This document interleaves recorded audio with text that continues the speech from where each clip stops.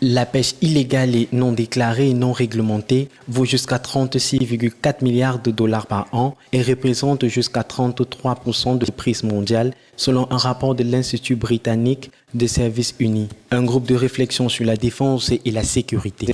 Alors que le changement climatique réchauffe les océans, les stocks de poissons se déplacent vers des eaux plus fraîches et plus profondes et des opérations criminelles devraient suivre. Poursuivre ces stocks de poissons au fur et à mesure qu'ils se déplacent. Et il y a des prédictions ou évidemment des inquiétudes selon lesquelles ils se déplaceront à travers les frontières maritimes existantes et les acteurs INN les poursuivront à travers ces frontières. Cela aura à son tour un impact sur les communautés locales de pêcheurs côtiers. À mesure que les moyens de subsistance deviennent plus vulnérables, ils peuvent commencer à s'engager davantage dans des pratiques INN, telles que des pratiques de pêche perturbatrices ou à s'engager également dans d'autres types d'activités criminelles. Il existe également un lien avec d'autres types de crimes comme les stupéfiants, la traite des êtres humains, les abus de main-d'œuvre. Cela aura un impact sur les communautés locales des pêcheurs côtiers.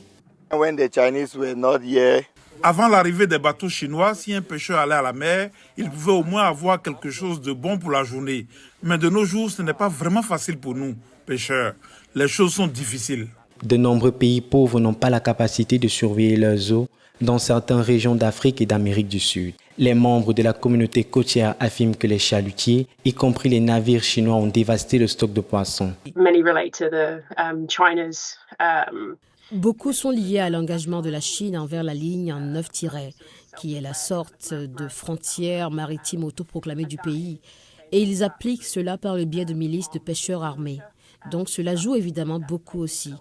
Mais ces tensions existantes là-bas sont susceptibles d'être exacerbées par le changement climatique. Et cela est conforme aux prévisions selon lesquelles le changement climatique serait ce type de multiplicateur de menaces. La Chine, ses flottes pratiquent la pêche illégale. En 2012, a déclaré qu'elle avait remplacé la piraterie en tant que principale menace mondiale pour la sécurité maritime. Le rapport britannique identifie un réchauffement de la mer de Chine méridionale comme un point d'éclair. Déjà, les zones de la pêche et les frontières maritimes sont vivement contextées avec des fréquents affrontements armés. Bien que le fait que nous cherchions à protéger davantage les océans du monde soit une avancée positive avec le changement climatique, nous devons également améliorer notre capacité à les surveiller et à appliquer les accords. Il les exhorte aussi à améliorer la capacité de surveillance des navires et à renforcer l'application